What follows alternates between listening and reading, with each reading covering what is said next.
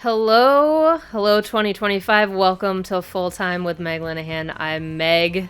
We're back. Tamara is not back from vacation yet. God bless. She still gets to keep that riding. So today I am joined by Theo Lloyd-Hughes, back on camera once again. Hi Theo, how are you?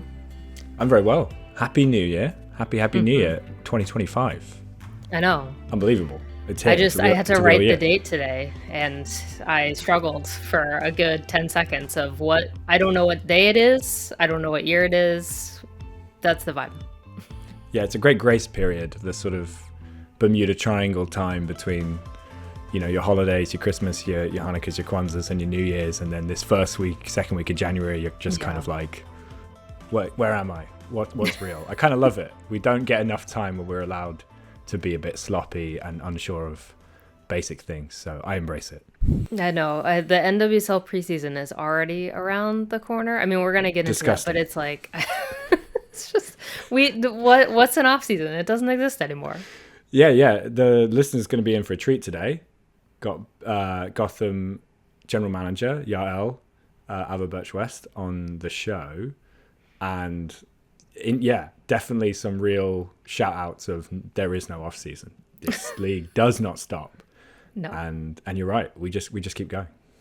Yeah, I mean, I think we almost have to start with the fact that like we truly cannot even begin to get into every single thing that happened while we were not recording new shows, because it's physically impossible. I think we need like a full week of daily episodes to be like, and then this happened, and then this happened, and here's what you missed on Glee. So honestly, we're not going to try it.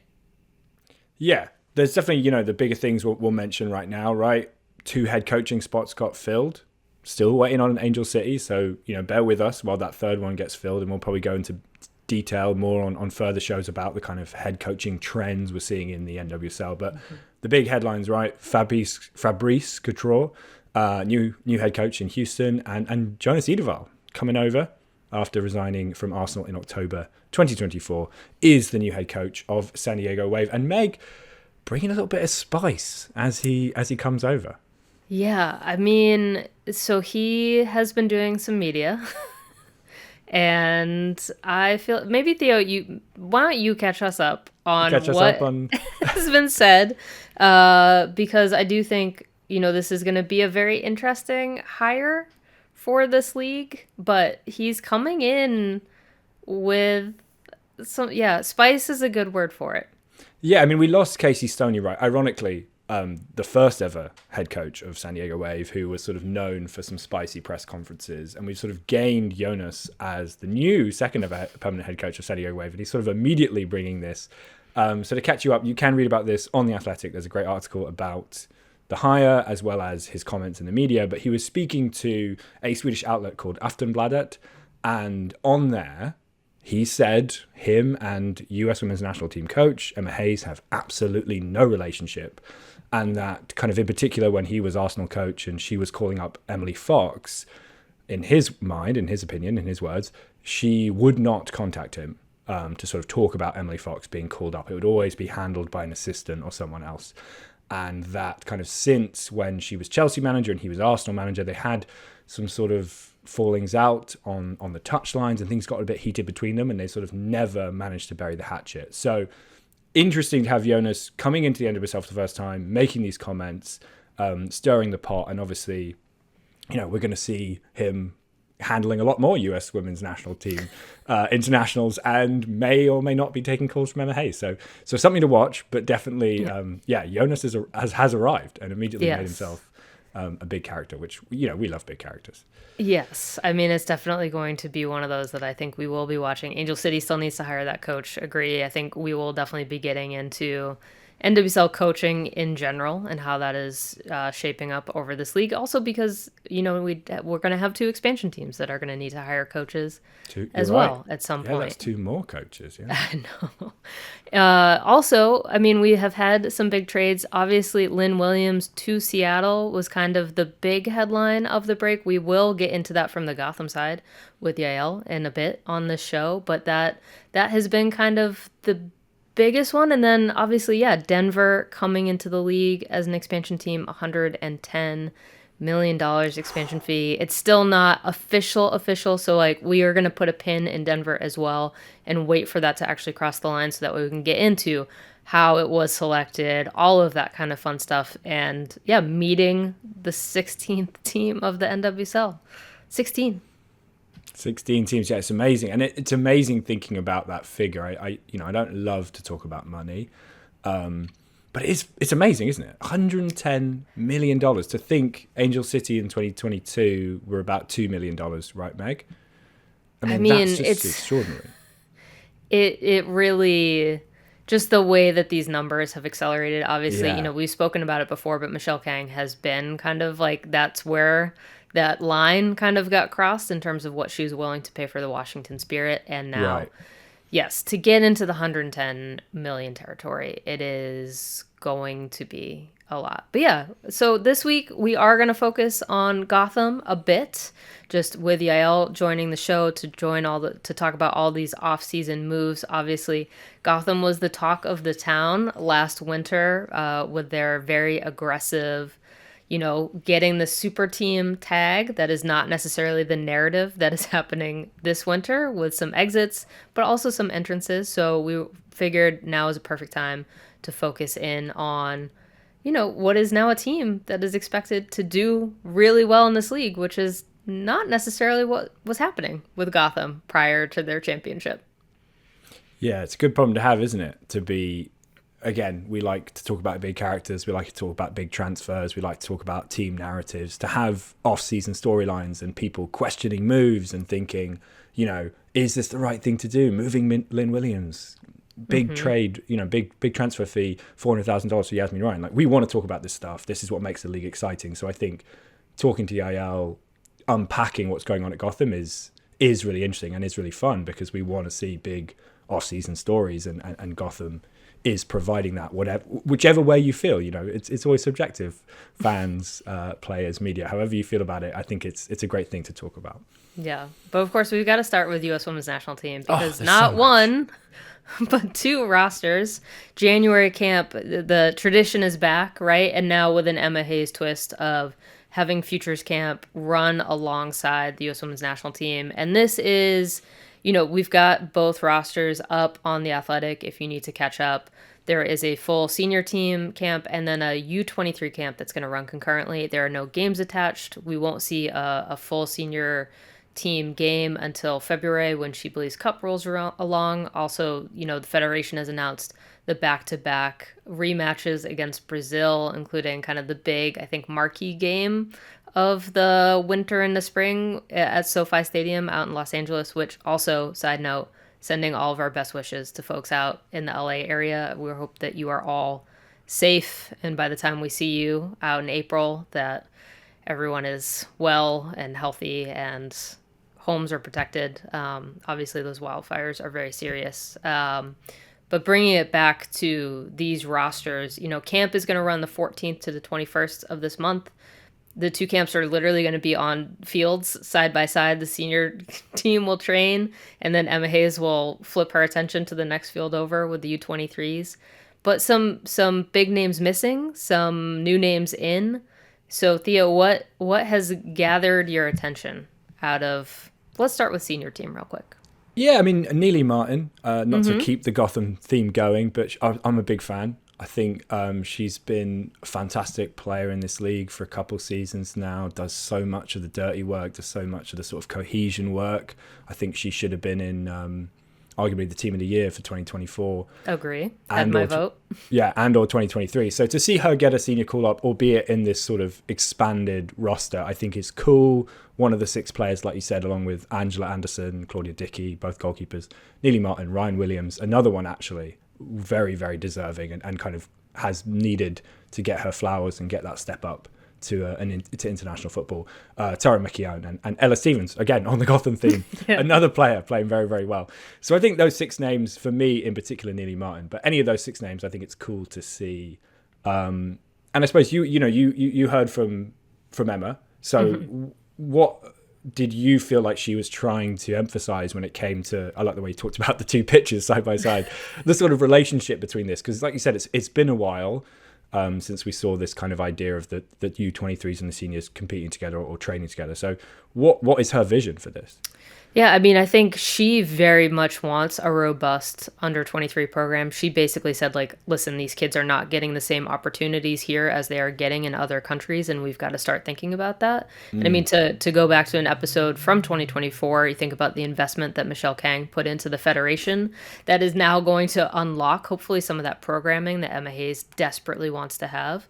But I think that there were a few really big themes coming out of Emma Hayes' press conference that was earlier this week.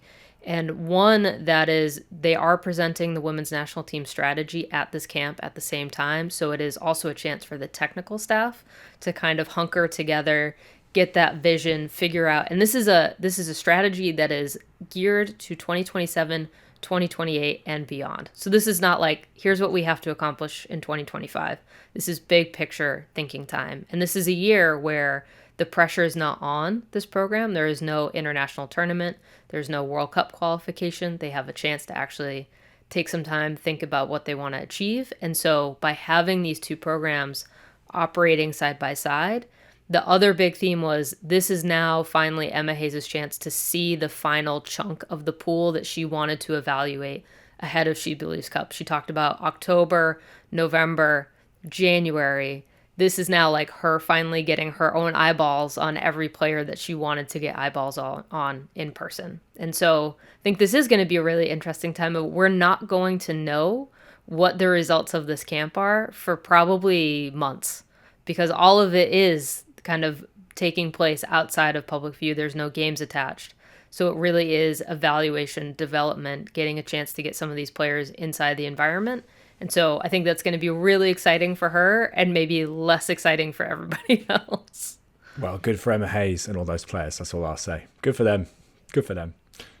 Yeah, I think one last thing to sort of mention about this for people, who want to understand everything about this camp is, there is no triple espresso. Trinity Rodman, Sophia Smith, Matt Swanson, all being given that extended rest. Rose Lavelle, I believe, has an ankle injury, also missing out. And then Captain Lindsay Horan and Lily Johannes will be not there because it's January, so it's during the European season, so they are not taking time out from club football. So you do have those absentees to keep in mind. Mm-hmm. But like we said, you get more opportunity to see newer players. Yeah, I mean, the fact that there were over 10 players that had 3 caps or few, like just the way that this camp is going to balance out is really, like figuring out the full depth of this player pool right now, which is really crucial work. And again, going to be really hard to track for us outside of that bubble this month.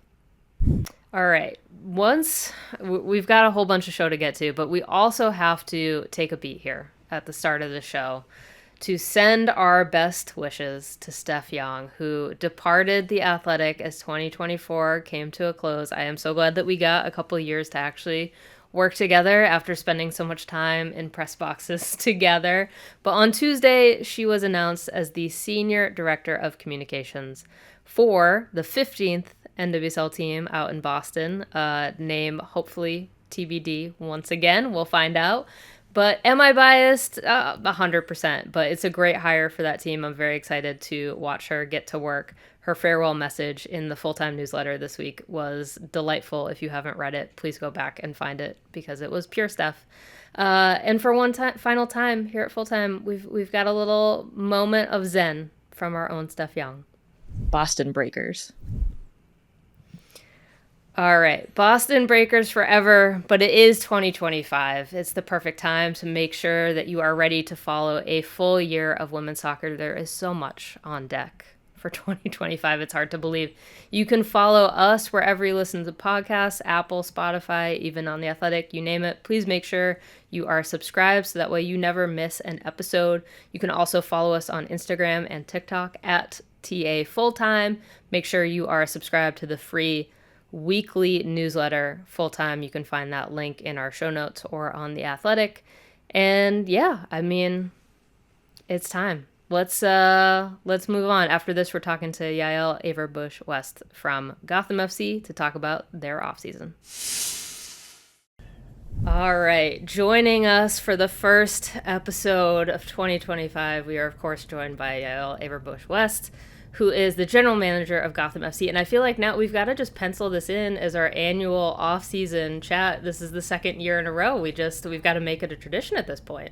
I'm in. We can schedule them out for the next however many years. I know, right?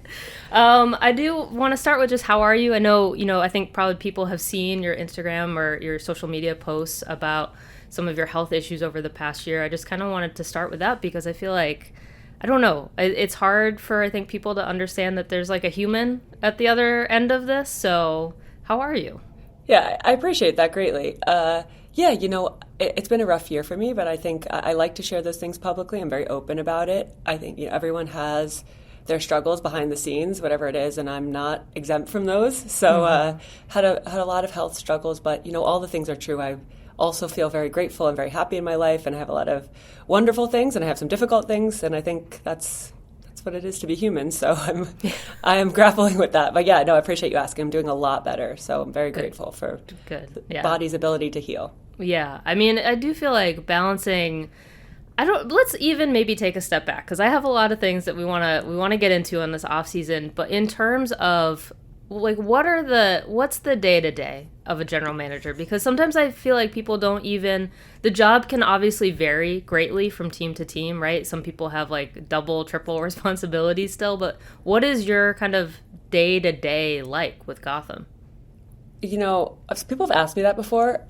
I don't know how you can define the day-to-day. I think that as a general manager, I'm responsible for a great number of things, and it's not just executing on business strategy and roster strategy. These are things that affect people's lives and affect how people feel about their entire careers.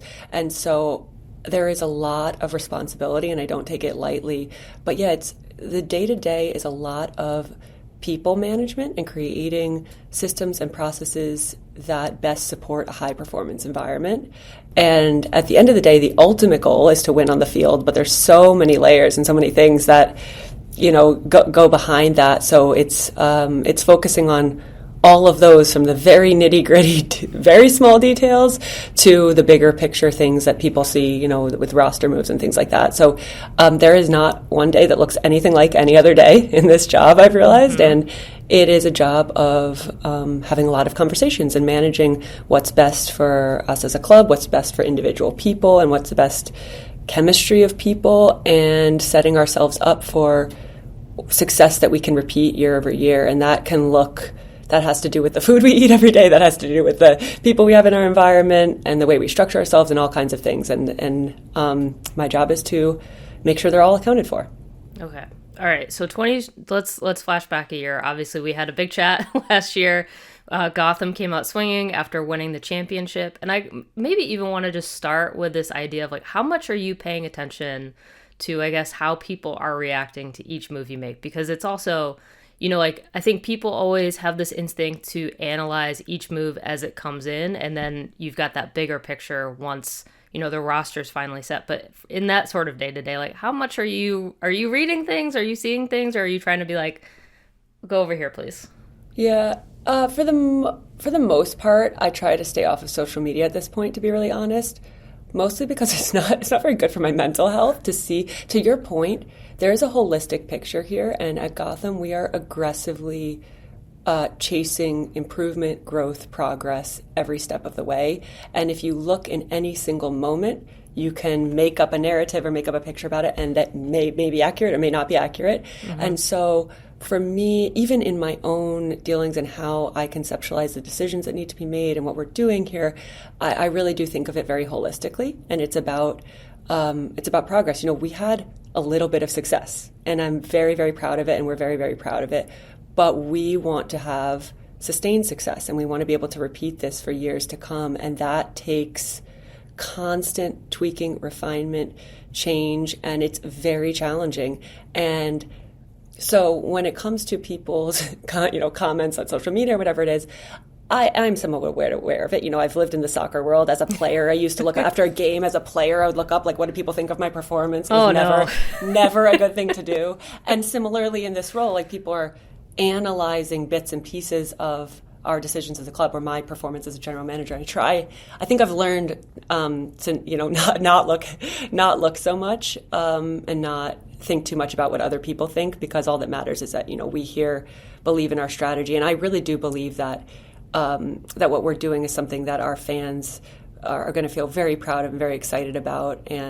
But we need to tell the whole story. We need to be able to talk about the full picture, not each individual moment in time. Yeah, I know you're still very much in the middle of making this full picture. There was another new signing from a college kid on Wednesday morning. So things are still in the works, but let's maybe talk about that bigger picture just first in terms of, obviously, again, those big swings happened in the last offseason. So how do you put this offseason in terms of is it a balancing? Is it kind of okay, we've got to figure out how we come off of the 2024 season, which I think it's funny because people, when there's not a championship at the end of it, it's it's a failure. And it's Gotham making playoffs, winning a championship, getting to that point in a row, feels like a very big step in this team's direction. So how are you, do you have a theme for this one?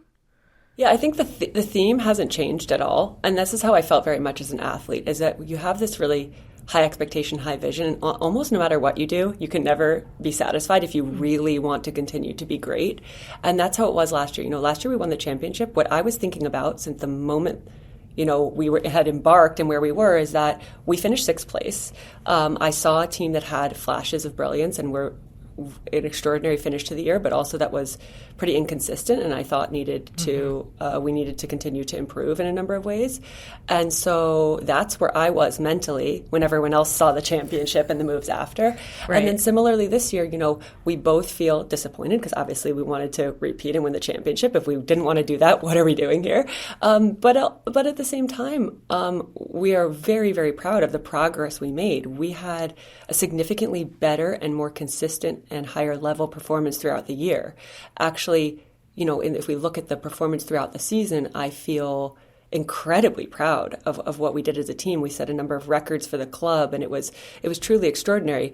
The only thing that put a damper on it was how well a couple other teams did too, which is the nature of this. It's everyone else is getting better too. Right. So for me and for us, we are always looking at what are the things we feel proud of that we want to hold on to, what are the things that we need to improve on. And the moment we embark on the season, we already are refining our list of areas of improvement. We need to strengthen this. We need to do better here. And so this is a constant evaluation. It's not like we get to the end of the season and then we look, okay, how do we think about this? These are things and decisions and trends that we're watching throughout the season and then evaluating how we move forward to be as competitive and successful as possible moving forward.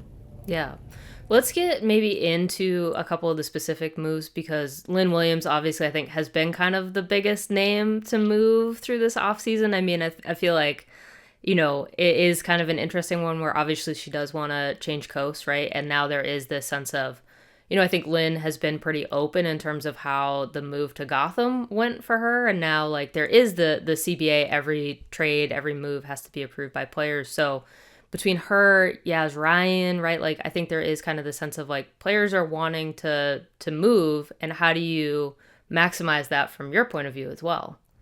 Hey, we've always been a club that tries our very best to keep the wishes of the players as a big part of our decision-making process. And I do want to pause for a second and talk about Lynn because I think I can't state this enough how important Lynn was and has been for the turnaround that this club needed.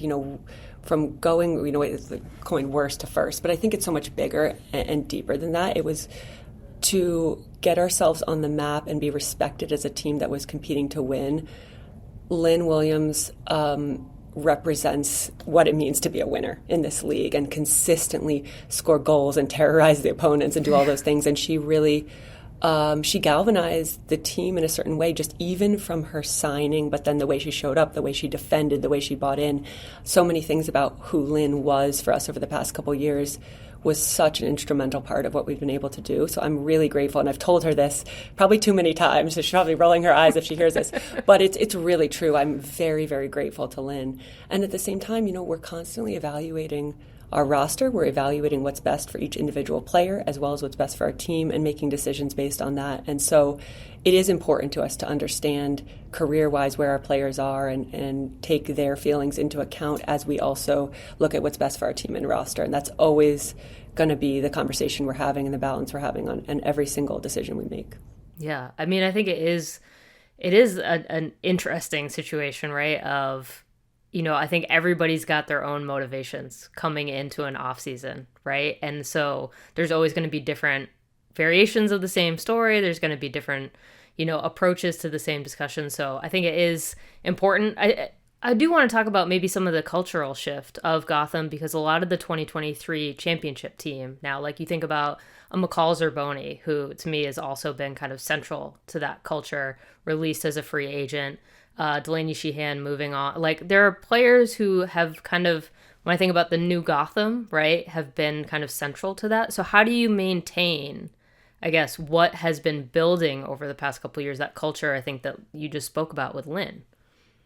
Yeah, so my instinct when you're talking about these players, I'm like, I want to go talk about all these players, because I feel I really have so much respect for what the players have done here. And, we feel really proud, too, as a club, of players who we've helped to elevate their own personal careers. And I think that, what is special, there's a couple things that I want to call out here, I think, is what we're building as a club is going to live at a club level and already lives at a club level. And players will come and go from our club, and new players who come in will adopt that and grow here and will go on their own trajectories and own journeys and become fan favorites. And hopefully, like we've helped with some, get onto the national team for the first time, or stay on the national team, or win gold medals, or whatever it is in their personal journey. And some will go at certain times, and that's natural. That's how it happens in sports all the time. And that's really important that I want people to know and understand, is that at Gotham, we are really doing something special. We do hold near and dear to our hearts making a supportive environment for the players and helping to propel players on an individual level. And every player will have their natural lifespan here, whether it's the duration of their contract or other factors. I think the other thing is that, it's easy to focus on the players who are in the news as departing, but we have a really core group of players who are here on our roster still that I want to draw attention to, and these are, phenomenal players. So I think it's easy to look at what gets in the news, but we don't post in the news like, this player is showing up to preseason still here at Gotham, and right. And I mean, the group of players we have on our roster still, and the group of players we're bringing in are really, really exciting. So I think it depends on how you look at all these things, but I do want to draw attention to the fact that, I think what we're doing here is really exciting, and we're very excited about the group of players that's about to show up here and embark on preseason, both returning players and new players. Yeah, I do want to get into those returning players and the new players that have been signing, because obviously this is a very different offseason. But first, I gotta ask, because it is required by the rules of journalism, if there are any updates on Midge Purse or Crystal Dunn, who I think are the kind of two other names that everybody is looking to Gotham and going okay, what's the update? Yeah, I know. There's probably GMs going to be listening to this, right? So I'm not gonna share any breaking news here on anything. But I think it's the same thing applies. I could speak to about each of those players and in different ways and for different. And for different reasons, both incredibly special people and players who people want to know about because they are exciting players both on and off the field, and exciting people and big names in the women's game. I think, like I said, for every situation on our team, we're evaluating what's best for the club and where those players are individually and what's best for them, and we're having those conversations. And obviously not going to reveal exactly where they stand or exactly what the conversation has been, but it's really important for me to say that the same thing applies across the board on our roster, literally for every single player on our roster. Throughout the season and the off-season, we're looking at their own trajectory individually, what's in their best interest, what's in the club's best interest, and trying to do our very best to combine all those factors. So there's a lot of conversation going on. Obviously, those are two that everyone's wondering about, but that's they're in no different boat than every single player who we're really talking to and evaluating. What's the best thing to do. Yep. All right, let's get into some of these new signings, because Gabby Portillo, right? I mean, we have seen Brazilian influence on this league growing and growing, and I think she's kind of been the biggest signing, I would say, of this offseason. Obviously, again, a lot of talent incoming. You think about Jess Carter, AKB coming in mid-season for Gotham, but what does Gabby bring to Gotham for 2025? Yeah, I think you said it well, Meg. I think that, Brazilian players have had a great influence in NWSL, and what I appreciate about Gabby, but I would say, this is a traditional Brazilian kind of, when you think of Brazilian footballers, you think of a joy and a flair that comes to the game, and Gabby is a very hardworking player, and she also brings some of the traditional Brazilian flair. And really, we're looking to continue to add pieces to our attack. We have a very exciting attacking group already, and looking at how we create more goals and assists. And Gabby's a player who we feel like fits the style of play, fits what Juan looks for. Our attackers also defend. They also need to be well-rounded. They end up in all kinds of places on the field, as everyone's seen. Yes. So, you have to be a really well-rounded footballer, which Gabby is. She's a very smart player in terms of the spaces and the positioning to show up in, and also has physical, technical attributes that make her really special and exciting to watch. So I think our fans are in for a real treat. Not that they weren't already with our players who are here, but I think it will continue to add to some of our. I'm sure she'll end up on many highlight reels throughout.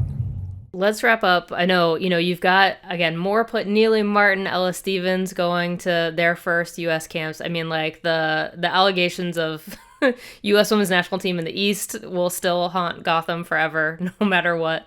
But I want to talk to you maybe about this concept of, like, Gotham is just kind of in this different stratosphere, I would almost say, compared to, like, when I think about going to Gotham games or Sky Blue games in 2013, 2014, the championship, I think, kind of changed the way that people look at Gotham and evaluate Gotham. The expectations are higher, right? I think we've kind of been talking about this from the beginning of, you're under a microscope in a way that maybe this team was not in the past. And how do you embrace that? How do you approach that? How do you, this feels like a good problem for you to have, right? Yeah, no, I love that question. And I love the context of where we are versus where we came from as a club. This is something I'm extremely proud of at this club is who we are becoming and who we've become. And I think the most important thing is, yes, we want that pressure. These, to truly develop a long-standing winning culture and legacy and reputation, and to be at the height of the game, you can't do that without this type of scrutiny and without people paying attention. And we knew that last offseason. We knew there was a target on our back from other teams. We probably ramped it up through everything we did, but we're okay with that. Like, that is the type of pressure we want, and I don't think you can create sustainable success without really thriving under that type of pressure. At the same time, we're aggressively scrutinizing everything we're doing and looking at how we can improve, and we're very honest about that.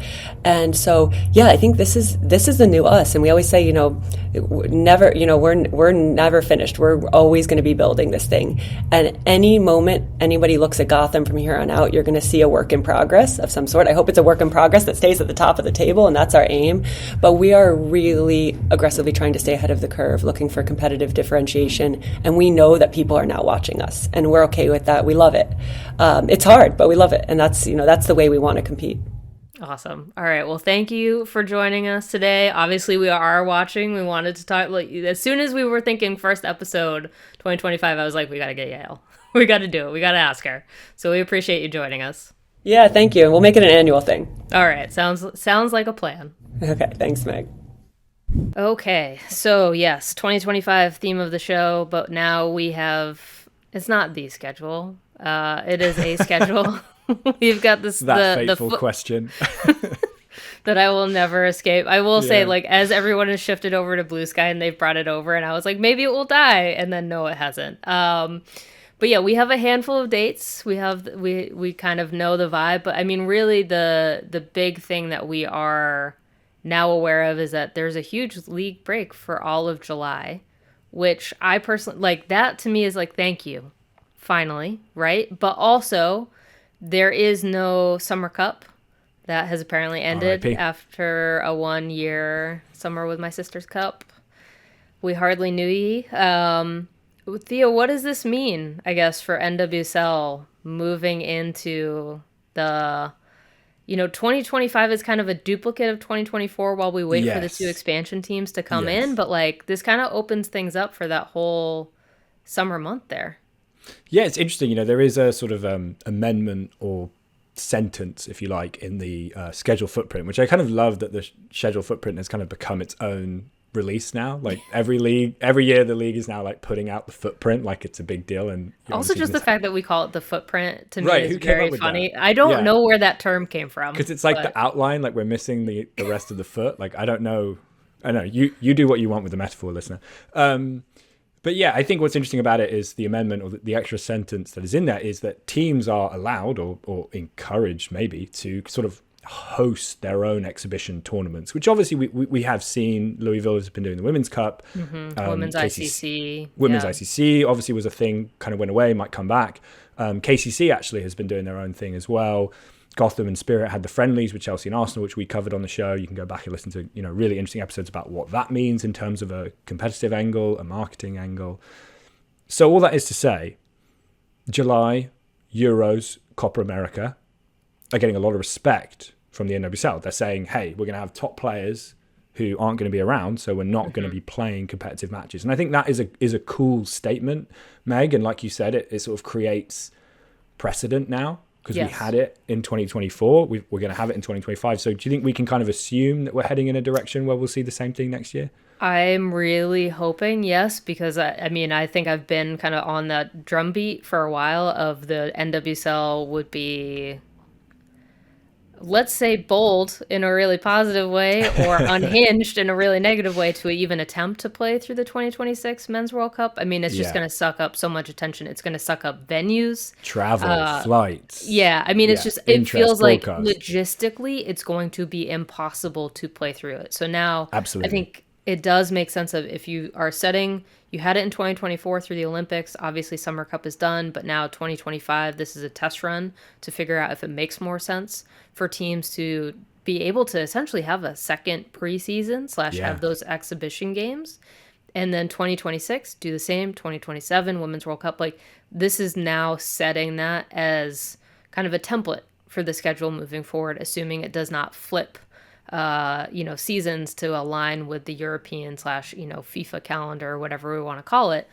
But yeah, I mean, between Euros, Copa America, WAFCON, also, like, Africa and Oceania also have their respective major tournaments. So, I mean, if you are missing someone like Barbara Banda, if you are missing Chawinga, you're missing the MVP. Yeah. Yeah, like, you are going to be missing key players. And I think, yes, we were talking about this before, like, this shows that the international presence in the NWSL is bigger than ever. Yeah. But I think it is just honestly like a very good thing for the league moving forward of, yes, July is going to be one of the biggest months in terms of, like, from a sales perspective, from an audience perspective, but there's no reason to try to compete with major international tournaments. 2026, also, in addition to the Men's World Cup, is likely going to be the same time when Women's World Cup qualifiers are happening for the U.S. Women's National Team, which is another thing that the league wouldn't want to play through anyway. So hopefully we've seen that precedent, and a good sign, a very promising sign. Yeah, without getting too 2026 focused, this is the first episode of 2025, so I do want to keep us on track. It is also something to think about that it is an expanded Men's World Cup. So it might have to be 6 weeks of break rather than, say, 4 or the month of July, which is what they're doing this year. And you've also got 2 expansion teams, the aforementioned Boston and Denver. So you've got 4 more matches to squeeze in as well. So I'm just doing a little bit of sort of like that meme where the person does the maths. Yeah. But I am like, yeah, it's not how is this going to fit? Yeah, there's a couple of things to work out. But look, we've got a whole year and more to figure that out, listener. And it's 2025, and we're going to try and enjoy our footprint while we have it. Yeah, I mean, like, let's just wait for the 2025 schedule first. Other thing I thought was interesting about the footprint: no more transfer windows, Meg. Interesting. I know, as one of the best NWSL historians out there, this is sort of how it used to operate. It's not no more transfer. It's no more trade windows. Excuse me. Right. Yes. No more trade windows. So for international players coming in and out of the league, there will still be FIFA windows to adhere to, correct? But in terms of, just hypothetically, I have a NWSL movement, yeah. Right. I have a midfielder at Seattle Reign. It's June, and I want to make a trade to get my midfielder out of Seattle Reign and into the Utah Royals. I can get a $50,000 transfer fee. That player can be playing for the Utah Royals tomorrow. This was obviously something the last few seasons we have been limited to the sort of draft window, and then there was like the March-April window, and then last season it was all of August was a transfer window. So I do think that is interesting that they decided to move that.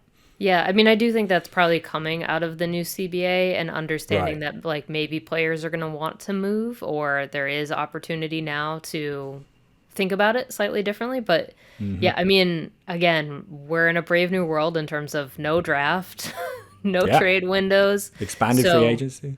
Yeah, it is going to, I think, feel pretty different for 2025. I think the other thing that I wanted to hit on too is, Challenge Cup, right? We still have the one-off game, March 7th this year. We'll be on Prime Video. We're getting a rematch of the championship because Orlando Pride obviously pulled off the double with the Shield and the championship win. So it will be Orlando Pride versus Washington Spirit in Orlando. And I don't know if I'm opposed. Like, I think the one-off kind of start to the season really does make sense. And, maybe in future years it will be two different teams coming off for challenge for the Shield and the championship. Has this maybe outlived its original purpose? Like, how do we feel about Challenge Cup? Like you said, I feel good about it in terms of like, hey, let's get a trophy out the gate. Week before the real kind of proper season starts, let's have this big kind of cup final. I grew up going to Community Shield finals in England. In Mexico, they have the Campeones de Campeones, which is sort of when you have the two Liguilla winners from the Clausura and the Apertura. They face off kind of like before the season starts. So there is sort of a culture of doing these like multi-cup finals. My issue with it, if we're being picky, is it shouldn't be called the Challenge Cup final. Because that was the summer with the sisters, and that was, that thing that happened in Utah and then got evolved into sort of the preseason tournament in 22, 23 or whatever. So for me, like, it should be rebranded like the NWSL Super Cup, which is like not the sexiest phrasing, but like, for me, it's weird it's called the Challenge Cup, but the concept I like. Yes. Yeah, I do think that is a good, maybe listeners, like if you have some ideas for rebranding Challenge Cup, I feel like this is a good time to maybe like, let's flex our creative muscles at the start of 2025. My brain just keeps trying to be like, it's Jeopardy, Tournament of Champions. Super Cup is, they use that in a lot of different places, so it seems a bit boring, or like the Community Cup or the People's Cup. I don't know. I think we could just be, listener, please come at us with creative ideas for the curtain raiser kind of Shield v League winner, Shield v Championship winner cup. I do like it because again, maybe this is when they could give out the sword, because we've been advocating for the sword. For the shield, yes, or a bow and arrow, or some sort of other weaponry. A trebuchet. That's quite big. I guess what would be cool about a trebuchet? We're going a bit off topic, but like the whole team could carry it. Sometimes it's kind of funny when the cup it has to go down the line. So the idea that the whole team sort of pushes a trebuchet would be very unhinged. And they could get some sort of funny sponsor, some sort of Medieval Times, NWSL Medieval Times Super Cup, and here's your trebuchet. I would love it personally as someone who studied medieval lit in college. Oh, you did? Does not, don't use that at all. But you know what? I would love it. I'm ready to help. Like, I can translate things into Anglo-Saxon. I just found my giant glossary from college. Wow. I'm ready to help you, NWSL. Okay, there we go. New cup coming to your TV screens and stadiums very soon. And that's our show. Yeah. That's the footprint. As we said earlier, it's a brand new year. It's 2025. So before we get out of here, I want to tell you that if you want to keep the full-time community growing, you can share the show. Help us share the show. Review the show. We love, love, love hearing from you. And we love hearing what you have to say about the show. So we really appreciate it. If you haven't already, give us a review on your podcast platform of choice. And if you leave a really fun review, something a bit creative, again, get that 2025 creativity going. We might even read out your review on the show. So as we said, we'd love to hear from you. Give us 5 stars on your platform of choice and write something fun. And maybe next time when we're talking about trebuchets, it'll be because you've reviewed the trebuchet segment of the show. Well, that is officially our show. My name is Theo Lloyd-Hughes. I've been alongside Meg Linehan, and you've been listening to Full Time with Meg Linehan. You can find me on Blue Sky and Instagram at Theo Lloyd-Hughes, often skeeting, posting about nonsense, coffee, lots of football, all that good stuff. Theo does take very lovely photos, so that's I very will kind. highly recommend following him. I'm also on Instagram and Blue Sky. No, I still don't know when the schedule will be, but thank you for your questions. If you have other questions, comments, trebuchet, lines of inquiry, you can hit us up at fulltime@theathletic.com. Full-time does not happen without our podcast producer, Theo Lloyd-Hughes, video producer, Leah Griffin, and executive producer, Emily Olson. Thanks for listening. We will be back with you next week. Happy 2025.